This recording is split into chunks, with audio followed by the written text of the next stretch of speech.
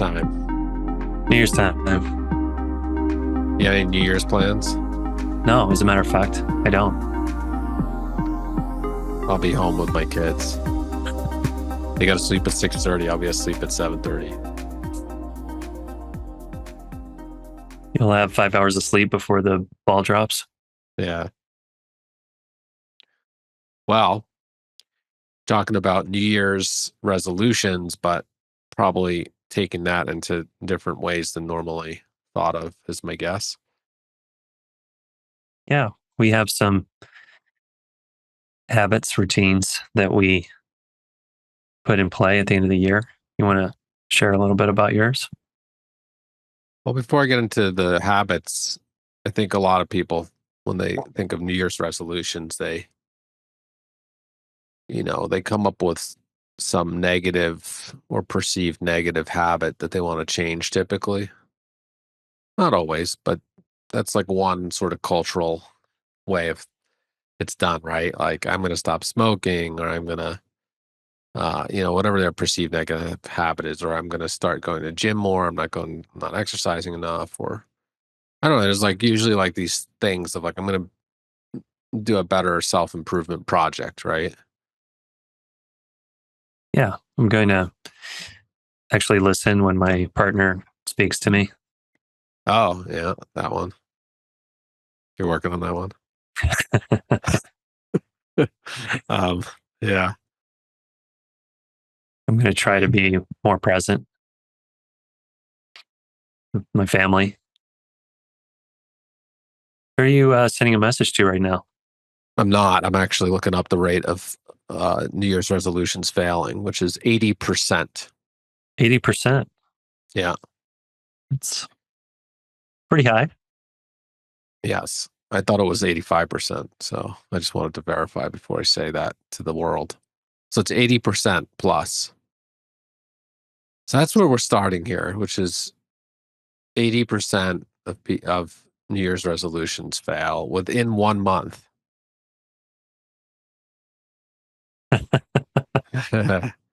So it's high. So it's hard to do and actually make it stick. Yeah. Um, So I think a part of that is the way that it's culturally sort of entrained to do, which is like pick a negative self habit, that we think of self perception that we think is negative, a habit that's bothering you, and change it. Um, and actually, changing small habits like that is really hard. Like changing, acute habits that are like very, defined. That's super hard to do. Like it takes time, and I don't think that's a great approach setting setting yourself up for success to do something new in the year. Well, clearly it's not. I'm trying to think about New Year's resolutions I made and how I did with them. I think it seems to work a lot better for me to set goals for the year that I'm going to spend a whole year working on. Yeah, Um, yeah. I mean, me and my wife probably spend 10 to 15 hours total in December talking about our shared and individual goals for the next year.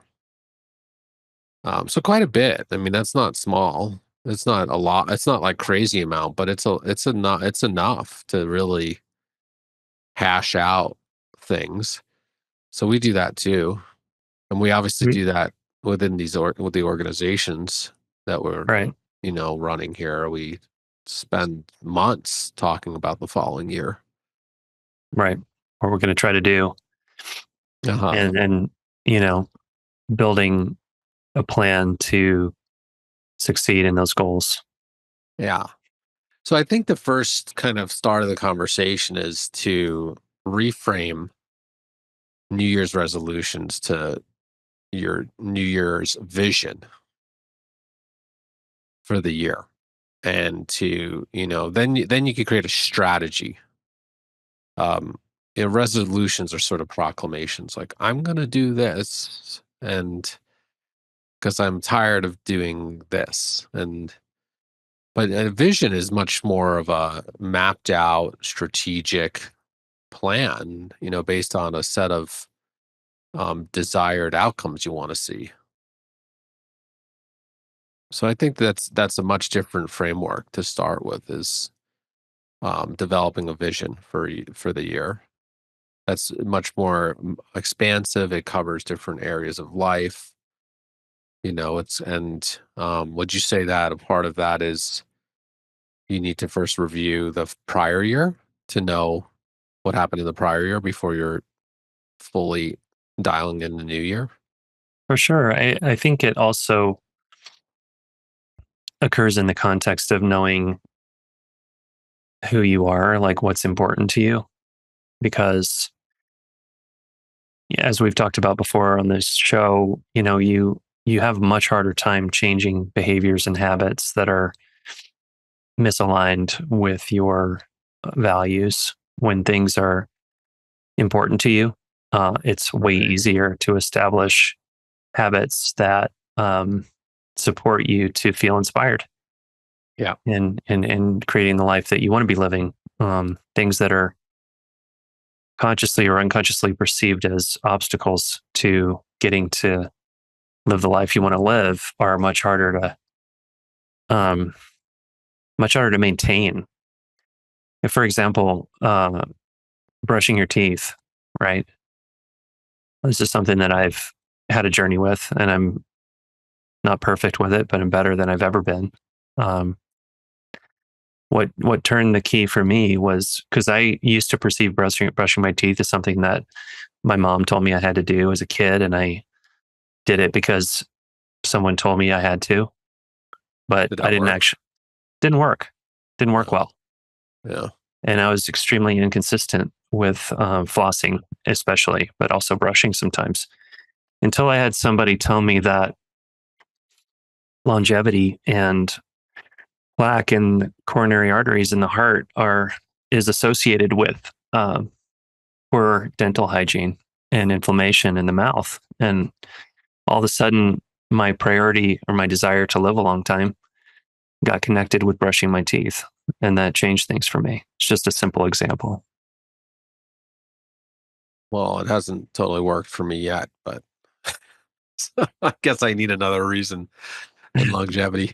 Um, Yeah, yeah. I don't you know if might. my mom told me to brush my teeth twice a day. I don't remember this sort of like a lot of or my dad. I don't remember that going that well. So it was definitely habits are funny like that. It's sort of what's going to get a habit to stick for a person could be different from the next person. Yeah, definitely. Yeah. Well, you might need to stack more benefits to brushing your teeth. Yeah. Yeah. Well, with that said, maybe my New Year's vision is about teeth brushing. That's enough for me. Could be.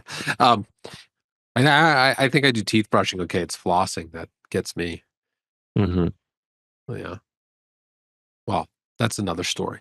But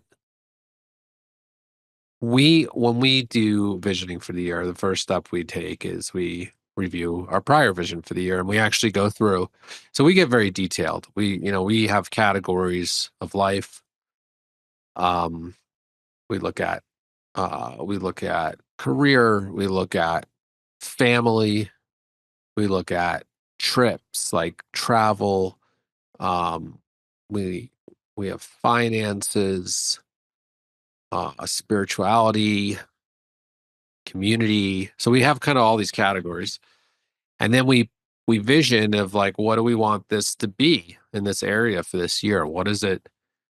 What do we want to see different than the prior year? So we do all of that and we list out very specific, you know, tangible things in each thing. Like community might be like um, host 2 meals a month, with community at our house. That might be an example. Um, and on and on. Health, we have a health category. Might be like brushing Keith's teeth. So on and on. Um, And then, so what we do is we fill this out, we vision, we take our time. We also like to kind of create a theme for the year. Hmm. So we come up with like some words to represent the year for ourselves. Um, and then at the end of the year, so I'll get to the visioning. I mean, I kind of talked about visioning a little, but at the end of the year, right before we start visioning next year, we go through the vision for the year. Well, we actually do it quarterly when we're really on it. This year, we were so busy with a newborn that we didn't get in there quarterly, but usually we go quarterly and review it, but and like set the more tangible goals for the quarter. But at the end of the year, we review it and we actually go through and we just color code it. We do all of this in like an online software thing. Like we use Mhm. Trello. We create like a board, like a vision board. And then we Mhm. go through and we put greens for everything we attained and reds or whatever for things we didn't, like a marked up paper in school. Um, and we tend to vision pretty realistically. So like at the end of a year and we really want to have growth. So we tend to hit it at like 85+%. Um, and we did this year. I think we got actually into like 90+% of everything we visioned. Um, Does then that we mean that do, you're not? yeah, Does that mean you're not visioning uh, grand enough goals if you're hitting 90% of your goals? I guess it depends on, what mark you want to get at the end of the year. Yeah, Um, if you're getting it. okay with like a B minus, you go with bigger goals that you're not going to achieve. Yeah, We stretch ourselves. I mean, we hit pretty big goals each year, honestly. I mean, could we go bigger? Yeah. And then we'll probably be at like we actually used to play with this. Like when we started doing this 12 years, 14 years ago. Um, in the beginning we would go too big and we would hit like 50%. And then we just got like learned more about ourselves and we got like more accurate of like what's realistic that we're going to actually hit our goals. Um, anyways, I think I it's sort guess. of, yeah. I guess it's sort of a matter of degree, right? It's like, what's the thermostat that really inspires you the most? Is it, hitting 90%, or is it more inspiring to hit 80 or 70? Um, I think when you look at the board, well, anyways, we check that all off. Then we refill out a new board for the year. And I think when you look at your board as you're visioning and you're done, you look at it, you got to ask yourselves questions of like, did we set big enough goals in this board? Like, are we resting in a comfort zone? Do we want to just rest in a comfort zone for some reason for the next year? Because there's years for that too, right? Um, sure. so I think it's really about that. I think there's also something to be said of like if you set realistic goals and you only got to 70 or 60%, that's a different thing to do at the review process. Why did you only get to 60% if your goals were realistic?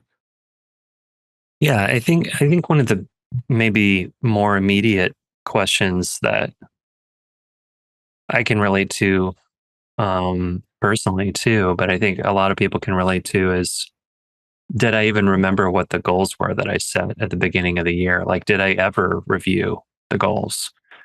Do I even know where the document lives anymore that the goals are written on?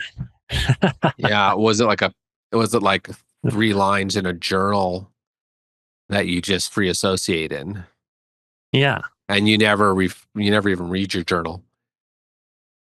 You just free yeah. associate, but you never read it. Maybe you dreamed about it in your head, but you never even wrote it down. You know. Maybe you told yourself you did and you never even dreamed about it. Right. No, these are good points though, right? Because I think there's a lot of I mean, when you look at that 80+% number, um, I think a lot of it is sort of impulsive thinking and just haphazard and just like, oh, I'm going to do this thing. And like you're in some, quick conversation that sort of pops up with somebody and this is what I'm going to do this year. Or You write in your journal or something. But like, yeah, you don't relate to it, or you have no strategy outside of the first couple weeks of getting kind of high on it. Yeah, or maybe your friend says they're going to get a gym membership and you decide you're going to do that too, but maybe you're just comparing what your body looks like to what you see in social media, and you don't have any kind of plan or Oh, any kind of alignment with you mean that's not a good what. idea? Let's talk Shoot. about this, Keith. um, I don't want to talk about that. uh, uh, I I'll think keep that that there's problem in the closet over keep here. it in the closet. Yeah. Well, I think that gym memberships probably are really good, probably a really lucrative business. In January. So, Gym- yeah, but to kind of land this a little bit, um, the I think what we're talking about here is we're trying to break apart sort of this cultural concept, right? Of come up with some ideas, a couple ideas of something you want to change, and then like I'm going to do this, and you go strong out of the gate for a few weeks, and 80% of people who do that stop doing it by February 1st. So we're breaking that apart and saying, well, it's great to want to improve and grow. And there's a way that actually works a lot better, which is you have to really get serious and establish a vision for the year. You have to have very set, actually tangible, practical goals. You have to then have a plan, and you have to have milestones along the way and review processes along the way. And if you don't do any of that, you're probably going to be in the 80% category, yeah, unfortunately. yeah. I mean, I think it works well for me to think about uh, bringing my um, discipline and my intellect and my discipline to the process of establishing goals. And what I mean by that is the, the impulsivity you were talking about tends to be driven by impulsive emotion, right? And there isn't Mhm. a lot of careful assessment going on of where am I, what are the places where I'm disempowered in my life? Where are the places I feel inspired to get more empowered in my life? Mhm. Is that around relationships I'm currently having with my family? Is it around my career? Is it around finances? Is it around uh, wanting to the lifelong desire to complete a creative process, like taking up an art form or writing a novel or whatever the thing is? Right. Um, Traveling to Timbuktu, or where is Timbuktu anyway? Do you know it's? I don't That's a even know. good question. Is Timbuktu a real city? I think it is. You better look that up. Okay, it's not a mythical city, right? No, I it's think not. it's in China, but let me look it up. No, I don't think it's China. Let me get you an answer. You think it's Tibet? Okay, Let me look this up. Timbuktu. We don't know. I can't believe we don't know where Timbuktu is. It's kind of pathetic. Timbuktu is the West African country is the West African country of Mali. Okay, Does that mean it's still called Timbuktu? maybe not. Oh, let me look at that real quick. We're on a tangent that matters here. Um, it's the city is Timbuktu. City, yeah, it's a city. Okay, okay, and it's still called Timbuktu. I never knew that at all. Now you know. That would have been one of the last places I would have thought Timbuktu was. So if you're planning on traveling Geography's to not. Timbuktu next year, Yeah, you now you know where it is. So you can have yeah, a practical that's right. way to get there. You can get the ball rolling Yeah. now that we know what continent it's on.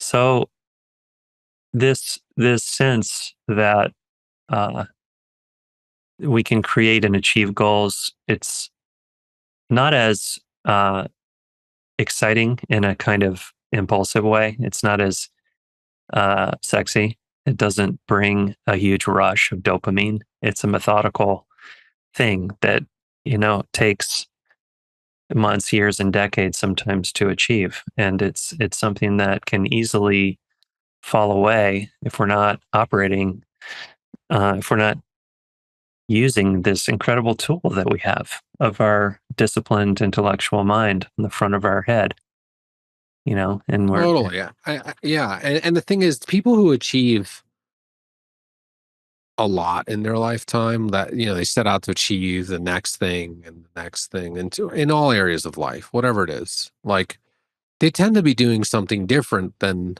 people who don't seem to be showing new milestones in their life. It's that they do something different. It's not like typically random, and it's yeah, like they operate and behave and think differently, right? And one of the ways that people think differently is they're way more strategically oriented typically. Um and they actually take time to plan and think about their future and the goals that they want to achieve. right.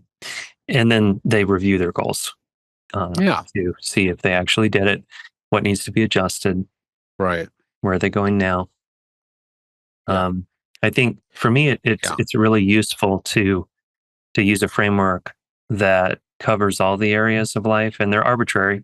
There's no like magic list, but there's something anti-emotional about taking the time to actually look at all the different areas of life yeah. and what's my level of development in the different areas. I Right. say that because if I only focus on one, then I'm going to choose the one that's more of the shiny object or more of the thing associated with what I think is going to get me a quick dopamine hit of something. Um, Well, let me read you out. I'm going to read you out our areas because it's arbitrary, and I think it's really important. There's so much. There's a list of areas that you could pick from, and they could be yeah, 20. And I want to read you mine, and then anybody can. I think it's important. Like, choose the areas you want to pick. And we sometimes change these areas, but mostly we've stuck with these now over a decade. So because we do this together, my wife and I. This might sound a little different if you're single, but we have Emma's career, Keith's career, then we have marriage, adventure, and then we have our nuclear family, and then we have our extended family, and then we have our kids' activities. I don't know what the hell Matai's activities are going to be for next year. He's standing out, man. He's mommy good. and me, or whatever the hell that. No, what is that? The we sing class, or whatever. You know what I'm talking about? Yeah, That's where he's going. Um, we have finances. We have Keith's health, Emma's health, spirituality, community. We have lifestyle, social responsibility, and our house. We have our house because we tend to like to, you know, do things in our house each year to keep making it feel more fulfilling for the family. So those are our categories. We've developed this over time. Do you guys have categories like that? we do. We don't have them as broken out as yours. Ours are more based on the DeMartini 7 areas of life. Uh huh. Um, you know, uh, relationship, family, uh, Yeah. social relationships, career, Right. finances, intellectual life, Yeah. health. What else? We have a travel category because we're interested in pushing ourselves to do that. We tend to be more homebodies, but I definitely have a bucket list of places and things that I want to see and do. Yeah. Timbuktu. Same continent. I definitely want to see the animals Oh on gosh. Yeah. safari, and I do too. that's a that's a lifelong dream. I haven't been to Japan yet either, and I want to get there at some point. Oh, okay. Yeah. Maybe you should put it on your 2025 vision board. Maybe I you should probably put one of should. those two It's less things. it's less likely to happen if it's not on there. Well, that's what we're talking about. And it's less likely to happen if you wake up on January 1st and be like, let's go to Japan this year. Right. Totally. Agreed. then it's like 80% chance you'll drop that idea by February 1st. It's true. Yeah. Yeah, it's true. Um, so, okay. So you guys also do a process where you fill this board out. We don't use a board. We make a document uh, in Google Drive that we share with each other, and we review at the end of the year. Cool. Look at what we did and what we planned to do and what we did do. And um, I don't think that we've ever looked at it quarterly, but I like that idea. When we were pushing big goals historically, we definitely did quarterly reviews, and not only reviews, we actually, so when we were really pushing big goals for the year, we would actually set out sub goals for each quarter that tie back to the large goals. Um, and then we would just like, check them off. And that's a pretty intense process. Like it might be too rigid for some people to go that deep. Uh, it's kind of like running a bit your life like a business kind of thing. And it can be great. And it can also maybe feel rigid for some people. I don't know. Yeah, I think that's part of the challenge. I think with getting, like I said, getting into these more disciplined, more strategic approaches can drain some of the dopamine and pleasure out of the process. So it's definitely a balancing act for me. I feel Yeah, of not making everything all business and all discipline and all structure. totally. Yeah. Maybe that needs to be a category in my vision is unstructured time or playtime. Probably for you. I think for I me think that that would be actually good. makes sense for you. Mine would be the opposite, but I gotta get off of my phone scrolling at night before I fall asleep. That It's would not a good be habit. why would you want to do that? Why would you want to stop? Well, I'm just kidding. I'm not gonna stop.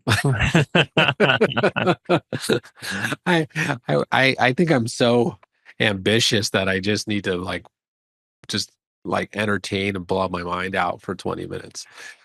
Yeah. Well, sometimes it's longer, but I'm being, I don't want What to open category? my What phone and look at screen time. you Do you know how hard everybody should look at their screen time once in a while on their phone because they're not going have to you done like that? what they see. Oh, I've done it before. I don't like it.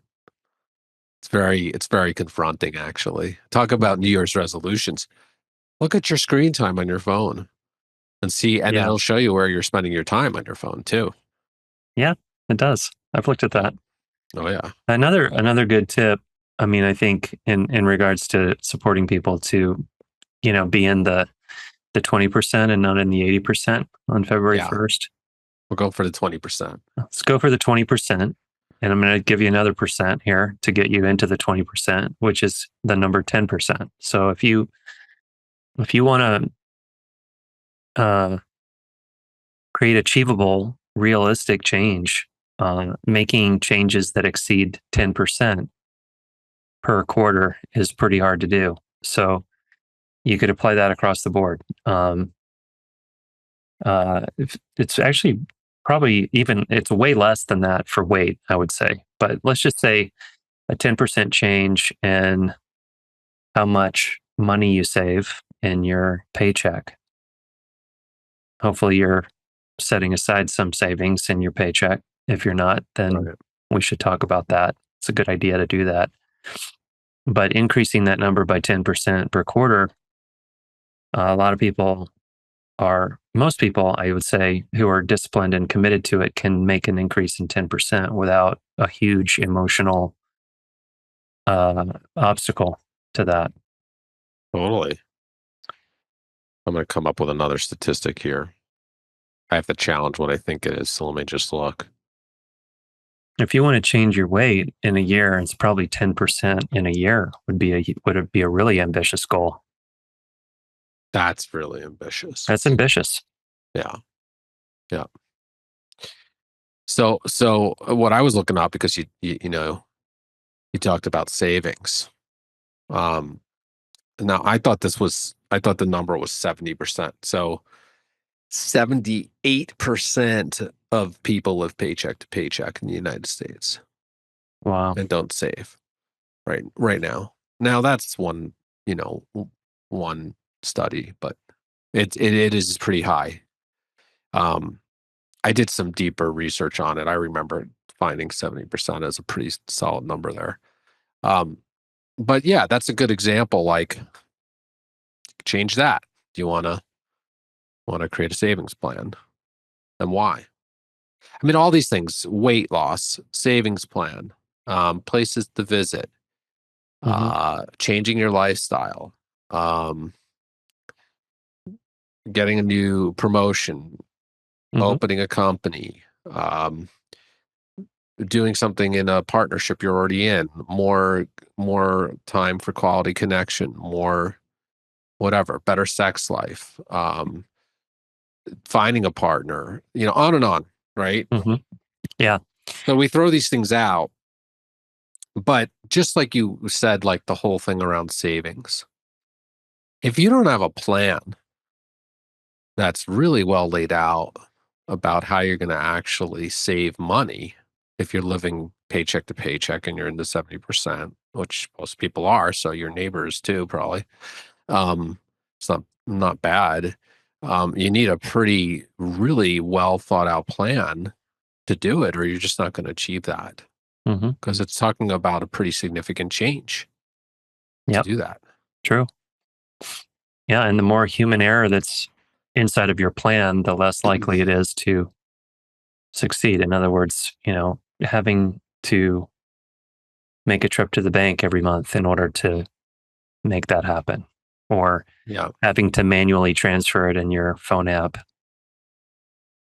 much less likely to happen. So, yeah, um, anything that can drain out the emotion out of these choices we make, um, makes it less sexy and simultaneously makes it more likely to succeed if you can maintain the repeated behavior.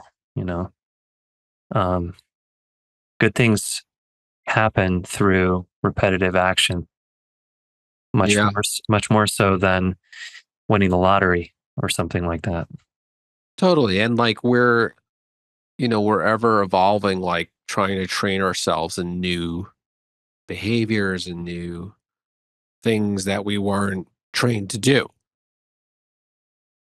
Like, some Yeah. people were trained some of these things, but there's always things we weren't trained to do. And so Well, that's a part of this sort of evolution that we're trying to I, do with ourselves. yeah, and I've never met anyone who had a parent who taught them what we're talking about right now. Right? I mean, have you met anyone whose parent had a clear schedule of goals for their year that they would review every year? Not where I grew up. No, I mean, I don't think that was going on. I don't remember Yeah. anything like that. I mean, I think there were people that had some goals when I was growing up. I remember of like trying to get something in the next year, but it was never like what we're talking about. No. Yeah. Yeah. That's I mean, not a common thing. it's not a common thing, but when I think about it, to me, it it's a way that we can actually honor ourselves and our lives, care for ourselves, make enough contact with ourselves to find out, what if if if a human life is about evolving toward being more of who we are and expressing our gifts and talents in the world, taking the time to ask yourself, what's next? Totally. What I do I mean, need to take? Do I need to take a training to accomplish the ambitious goal I have? Like learn how to speak Spanish, or, take a class on getting really organized around writing a novel, you know, um, taking yeah, out, I see. Totally. And the thing is that the fulfillment that comes later is amazing. I mean, you're Mhm. you're right. You don't get the dopamine in the immediacy like you do with sort of fantasizing about an outcome, Yeah. but you but the long term gain. You're putting gold coins in the spiritual piggy bank. That's what's really happening. Because like the soul level fulfillment and the joy that comes from that way of sort of expanding into who you are more and more in your life, that expansion, that's wealth on a soul level.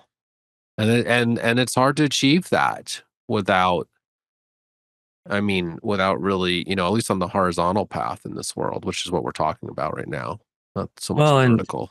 whenever you trade out your fantasizing about having a different life or having your body look a different way or having a certain amount of money saved or and you go toward this less um, impulsive, less dopamine oriented uh, choice, you're trading out funny money for real money, you know, in a spiritual sense, right? It's Hmm. imaginary coins going Oh, in and real coins coming out. So yeah, it's I forget which person it was some philosopher who said the unexamined life is the life not worth living or something like that. I think that's close to what we're talking about here today is like what does your examined life look like? Is your life worthy of your consideration of yeah. the value of your life? No. Yeah, and how psyched you gonna be if at the end of 2025 you're looking back in your review process and you're like, I expanded more into my life and I'm now like feeling that expansion. You're gonna be psyched, and it takes work like we're talking about, and um but you will be psyched. I know I am. And sometimes we don't hit certain goals and we have to reflect on, okay, like what was that about? Maybe those goals weren't really the things I wanted to achieve. Like that's always an important question too. When we Right. set, again, like it's typically talked of as resolutions, but when we set goals for a year, it's like, are they? We got to check in. Are these really about me? Um, is this really about something that I see myself growing into? Right. Or was this more of a thing that I thought would help me get feel more safe or more secure or get more status or some of these more you could say maybe fear-based motives that tend not to be sustainable over time. They tend to Oh, be a shaky foundation. yeah. Well, still working through those, but I like some of those things. um, yeah. I come from status land, man. I grew up in central New Jersey. You should see what game is like down there. I haven't spent much time there. Well, you went to school near there. I did, and there You were went to some kids undergrad from near Jersey there. there. You saw that kind of scene a little bit. A little bit, yeah.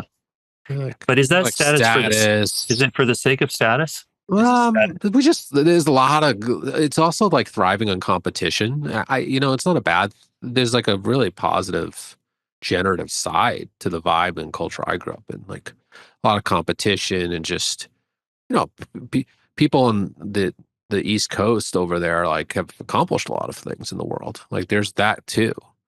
But there's also the status game and status for status. Like there's that where I grew up.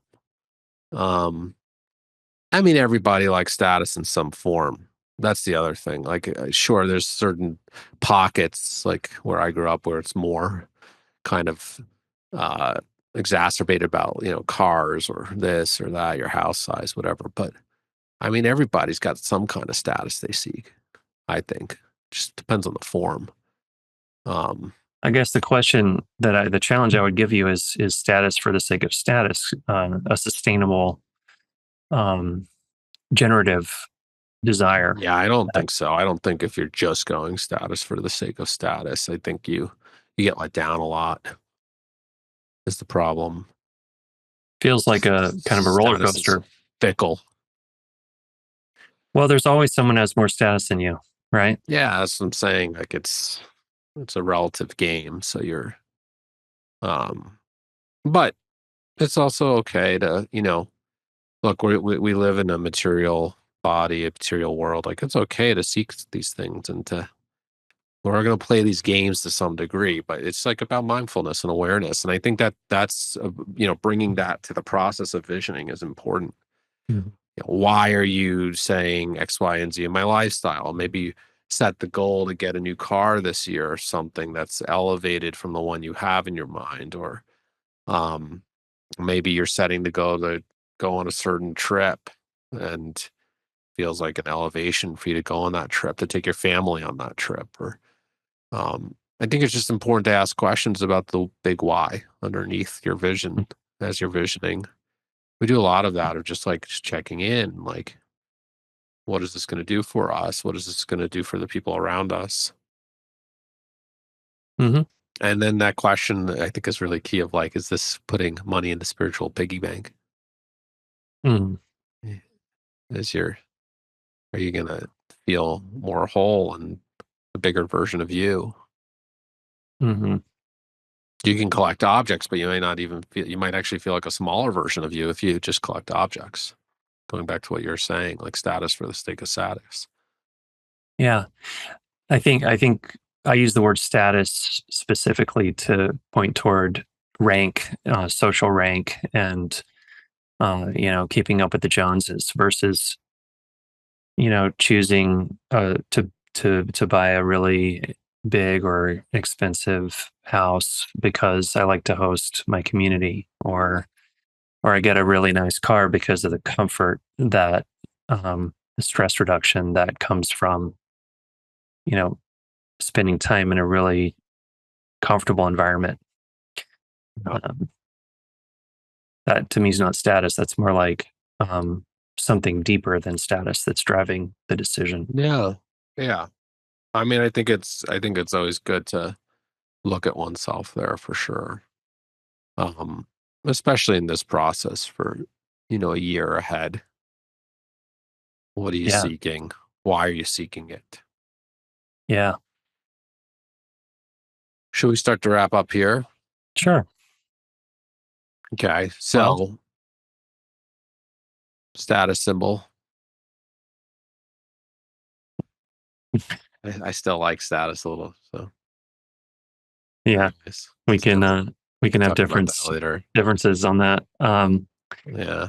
We Yeah, we could. I think I'm going to get you a gym membership for the holidays. How's that sound? I've got my gym membership, so you might want to get me some status symbol. I don't know. It's funny. I don't like brand names or anything, but whatever. We'll figure it out. Well, we wish everyone a safe and enjoyable holiday season. Can be a little complex to navigate sometimes Yeah. with memories and feelings and family and so on. Yeah, and a wonderful, bountiful, expressive year ahead. Yeah, yeah, sounds good. Okay.